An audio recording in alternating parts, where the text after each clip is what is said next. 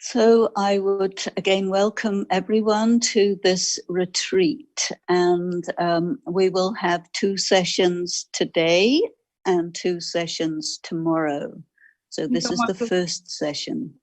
The retreat in total is on the theme of using yoga to heal the spirit. And in this first session, I would like to talk about exactly what yoga is, because there are many interpretations of this word. We, in the practice that I do with the Brahma Kumaris World Spiritual University, speak about Raja Yoga. Raja Yoga means the connection between the self and the Supreme Being that makes you a master. Master of the self means master of how you feel at any given moment, master of the state of consciousness that you want to be in when you want. There are many things and many moments where we feel completely at ease and in our power, but there are many situations, very small things sometimes, which take us out of it. We speak about 2 levels. One level, we call it soul consciousness, and a lower level, we call it body consciousness. You could also say, when you're in your power, when you're really who you are, you're soul conscious. And when you're away from that, you're body conscious. You can compare it to a switch. You could say when you go into soul consciousness, you're switching on, but it's like on a timer and it slowly switches itself off. So one aspect is that you have to be very conscious that you are soul conscious to be soul conscious. And occasionally you look at yourself and you find, yeah, I am soul conscious without trying to be. Usually, however, there is some trigger that drastically pulls you away from your natural state of being empowered, and it puts you in anxiety.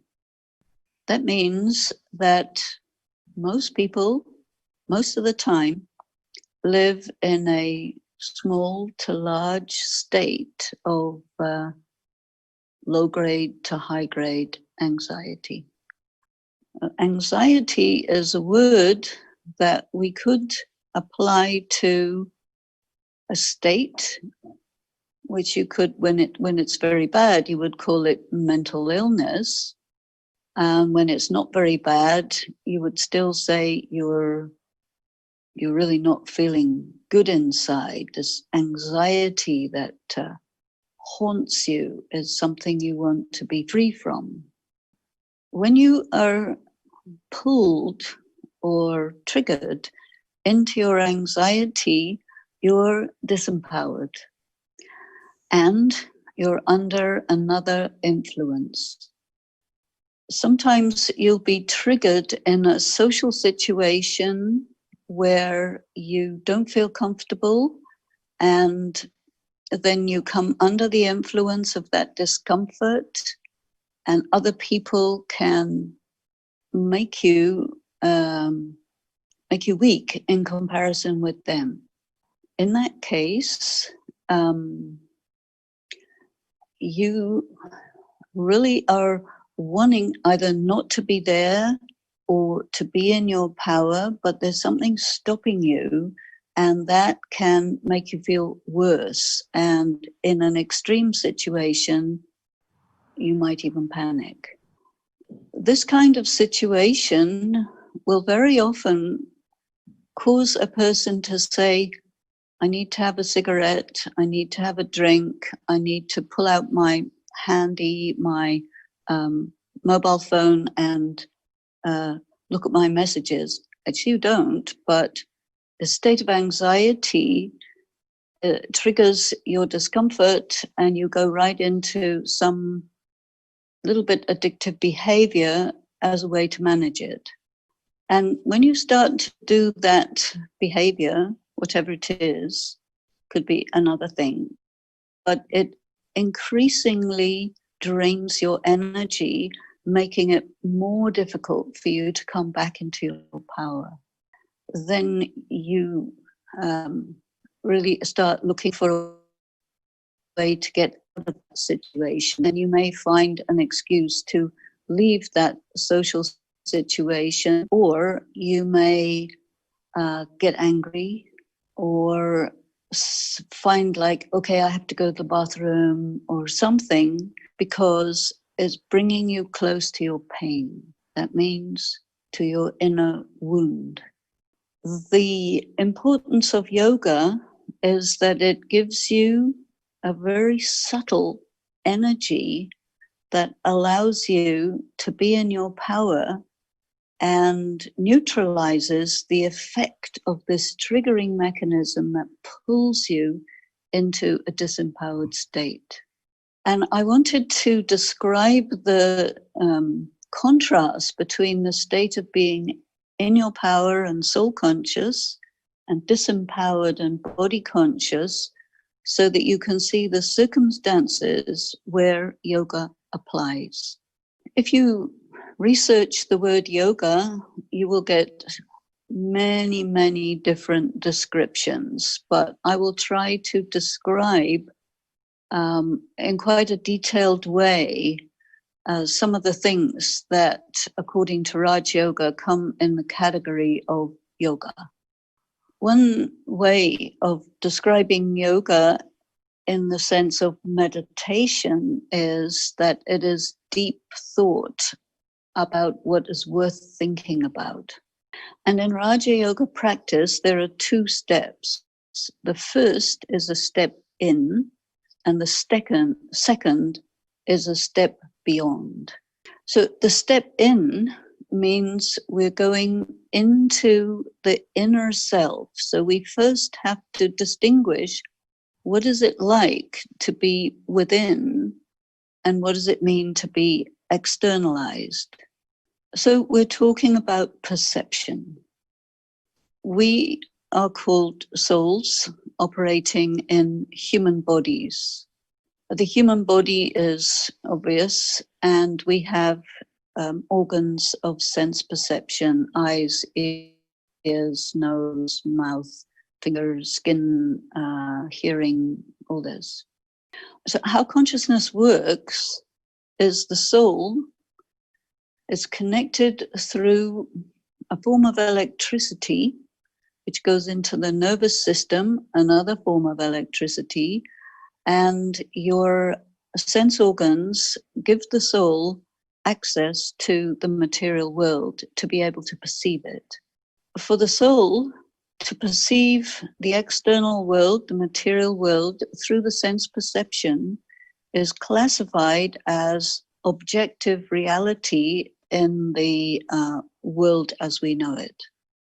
When we study about Raja Yoga and about consciousness and the difference between the external and the internal reality, we begin to realize that this objective reality is actually very subjective. Gradually, we become aware that everything that you can see and hear and feel and taste and smell is registered in your mind, and you experience external reality in your mind, not outside your body. When you start to think about it in this way, it moves around your sense of what perception is from the inside, and you become different in your relationship with the external world and the internal world. You could say that soul consciousness is to be really aware that I am experiencing everything I can perceive through my sense organs in my mind. It is existing in my mind. there are implications of this, very important implications that we need to consider. First is that my perception of what's going on is according to me, to in a way, more important extent than according to what I perceive. When we perceive something, or in a social situation, or anything in the external world has the capacity to pull us out of this sense of being inside, perceiving external reality in my mind through my sense organs, and you have the experience that you're in the situation and it has power over you. So one practice that we are taught, which is an attribute of yoga, is to position oneself on the inside, see, hear, and move around in the external world with the attitude of a detached observer. You do this quite attentively, and when there are no triggers going on, it is successful. Usually you cannot keep this up for very long, because after a little while something will trigger some internal weak point, and you are catapulted out of your inner position, and then you are outside at the mercy of circumstances. To get into yoga, you have to practice in different situations to be on the inside, where there is a distance between yourself and the outside, and then what's going on the outside cannot dictate to you your responses. To keep this up, you have to be very concentrated, because ordinarily we are easily distracted by sense perceptions. So this is the first step, going in and being on the inside. Begin to become aware of certain things that you need to know.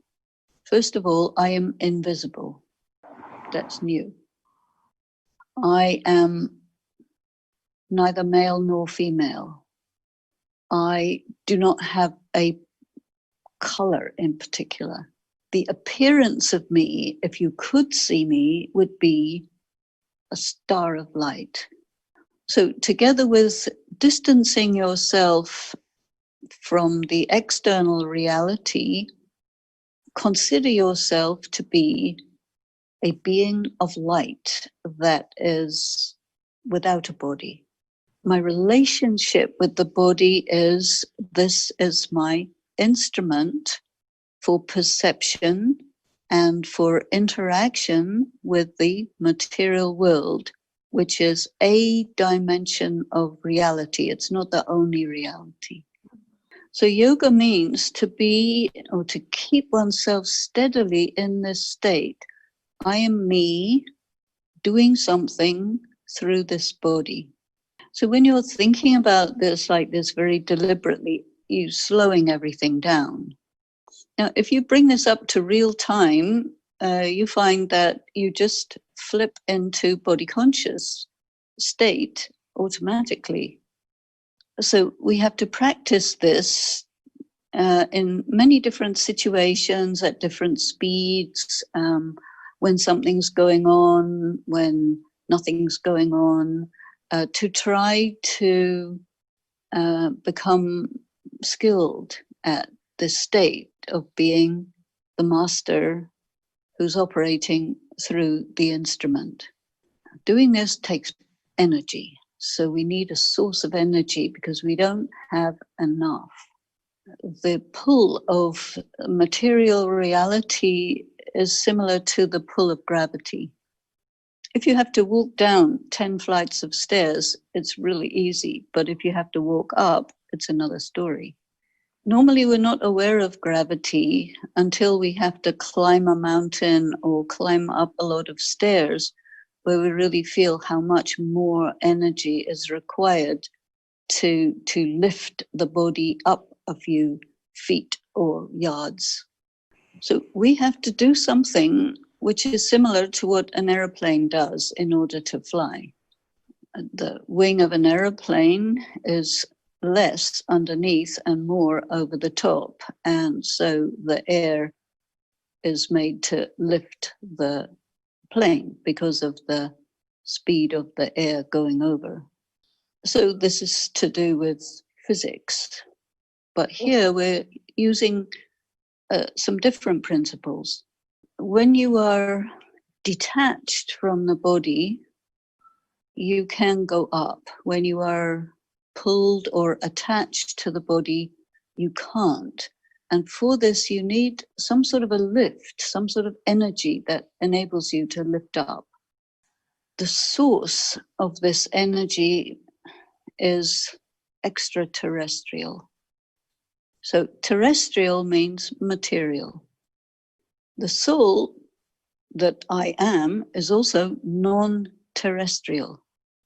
I, the non-terrestrial being, interact with matter. This is normal. This is every day.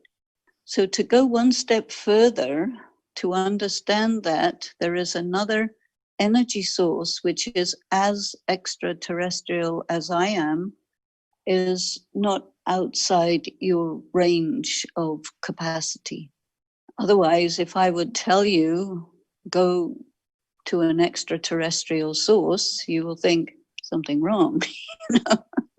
So the only way that we can make sense of this is to really think deeply what it means to be I, the conscious, non-material unit of consciousness, a being that operates in the material world through this physical body. What's the difference if somebody's dead or alive? What's the difference? The difference is this. A person who's alive, the soul is present. A person who's dead, the soul is absent. So when medical people identify whether somebody is alive or dead, they say the vital signs are not operating, but that's called the signs of life. They cannot actually say life itself because it's not possible to perceive the soul through physical instruments. I can tell myself in all normal matter-of-fact intelligence, I am alive. That means this combination of body and soul is able to function because I, the soul, am present, giving life to this body. So when a person is breathing, moving, etc., they are said to be conscious. Then we have sleep. What is sleep? Sleep is when the soul is a little detached from the body, so the body goes into deep rest, and the mind and other mental functionings are also in deep rest, and then you regenerate your energy through this detachment from the body, where you are a little far but not too far that anything can wake you up. Then there is a situation called unconscious, or a person is in a coma or an induced coma. What's happening then? That means the soul is further separated from the body and goes into deep stillness, still alive, but you can't wake them up. You can't eat. You could be in a coma for a long time, and then the medical people have to make sure that you're fed, and maybe you can breathe and so on. So you're still alive. The brain is still working, but at a very, very deep, quiet level. This is coma, basically. And then the next level is death.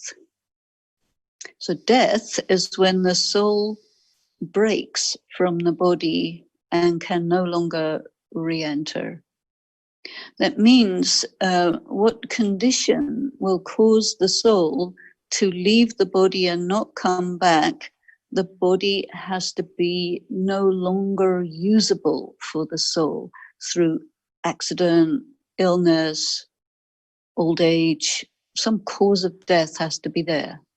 So in this relationship of I and my body, it's compared with a car and the owner, driver of the car. So as long as I'm okay and my car's okay, I can drive around no problem. I have to know how to drive, otherwise I will have some accident or something.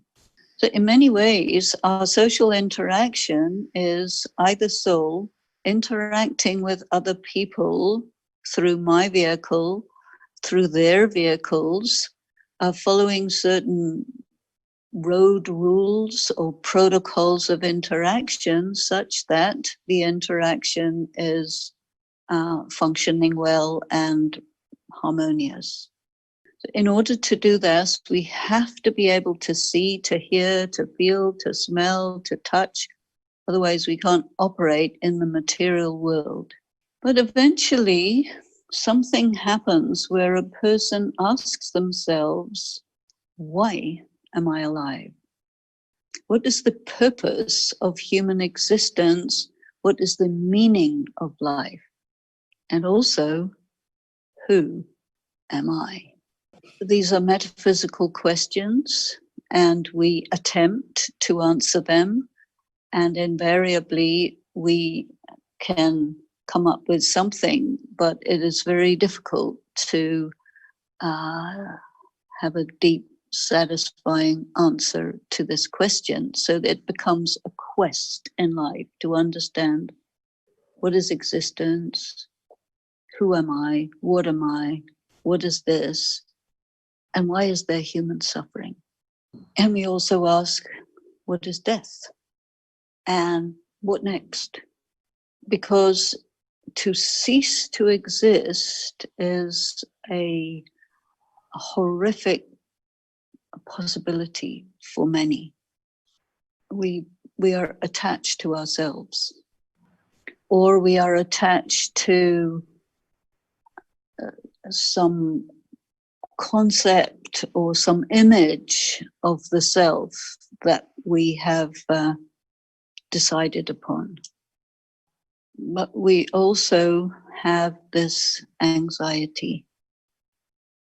We are running on empty. We are depleted. Whenever we do something against our own conscience, we don't know why. There's no logic. To do something against somebody else, if you don't agree with, it's logic. But to do something against your own self, no logic. The experience of anxiety also goes along with experience of shame, guilt.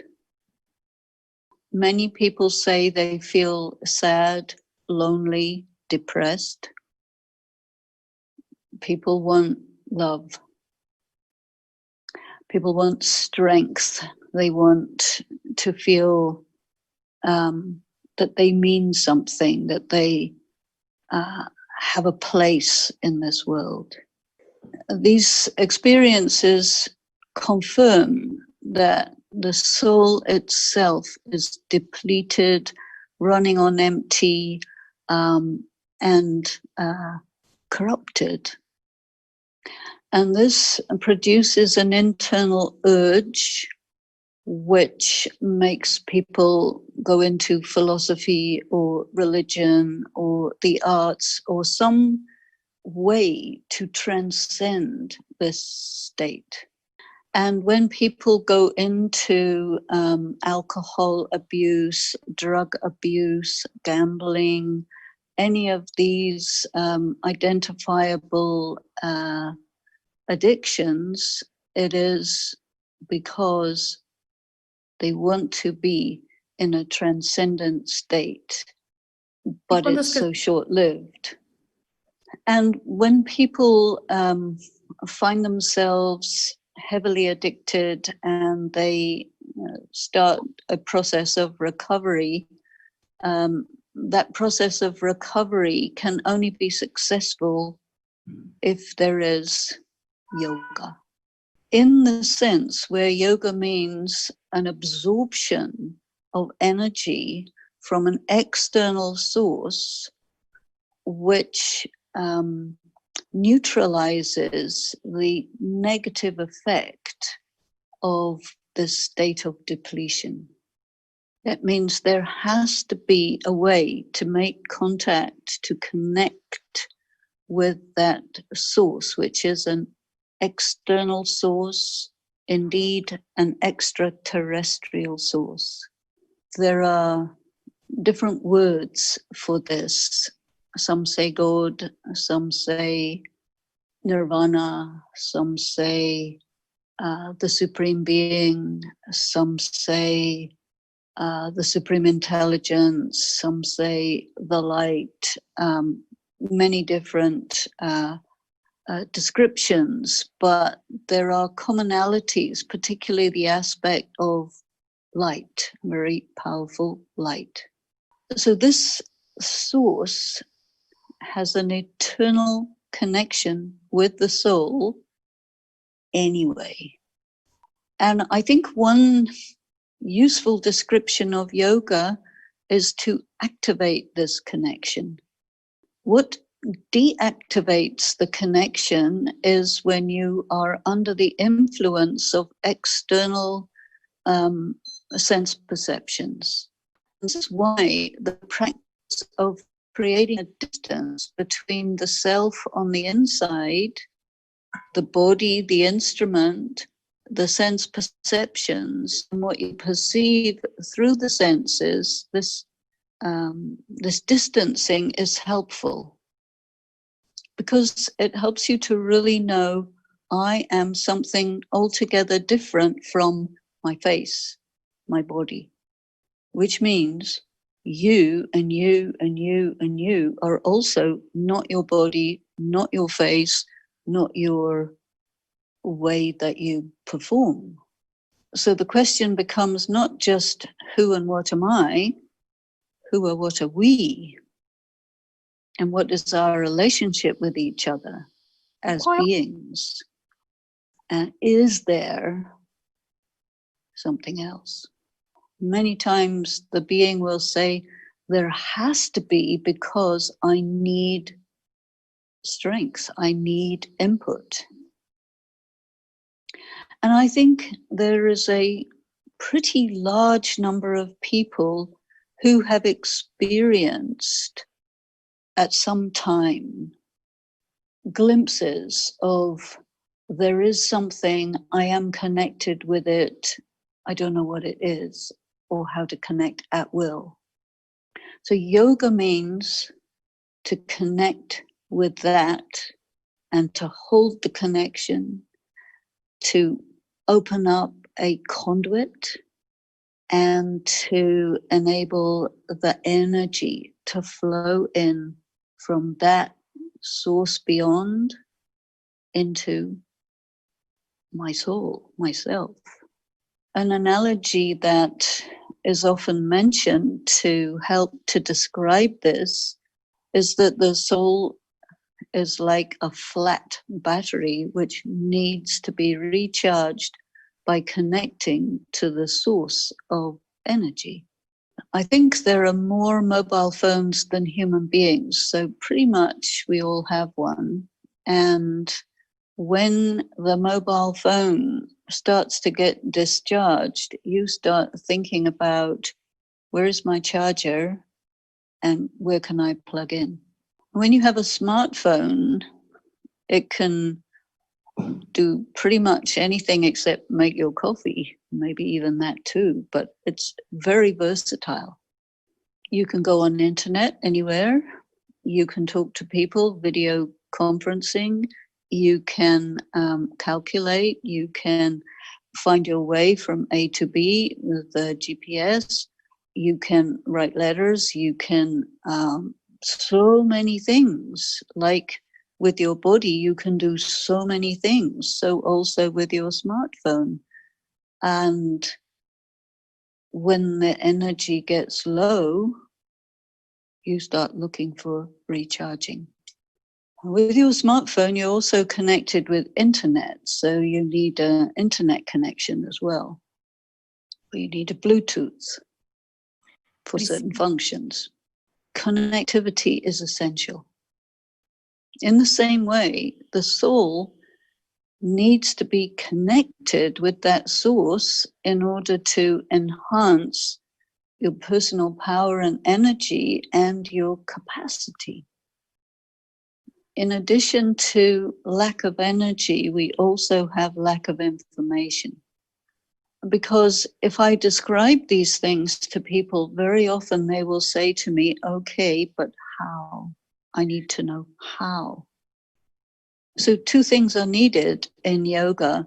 One is access to information so that the second thing can happen, which is the connectivity that enables you to absorb the power and not to get that process of absorption interrupted or broken.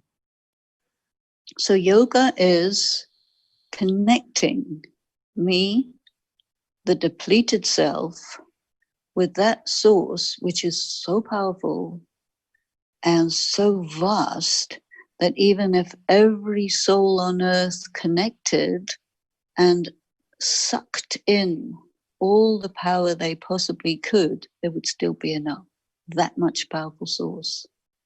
So yoga implies take as much as you can for as long as you can. And don't worry about sharing it with anybody because there's plenty to go around, plenty. But there are some things that get in the way. So we're going to look at that in the next session. But what I would like everyone to do is we're going to play some music because this is still running on different platforms, and take 15 minutes to think about these things. I hope that some of you might have taken some notes, and also we will have some time for me to answer your questions. So take a few minutes to think about this. So during this time, one thing is note down questions that you have, and you can put it on the chat, whether it's Zoom or Facebook or YouTube. There is a possibility for that. But the other thing I would like you to do is to just practice. I am not this body. I'm a being of light. I am connected with the supreme power, drawing strength into myself and being energized, being empowered. Experiment with that.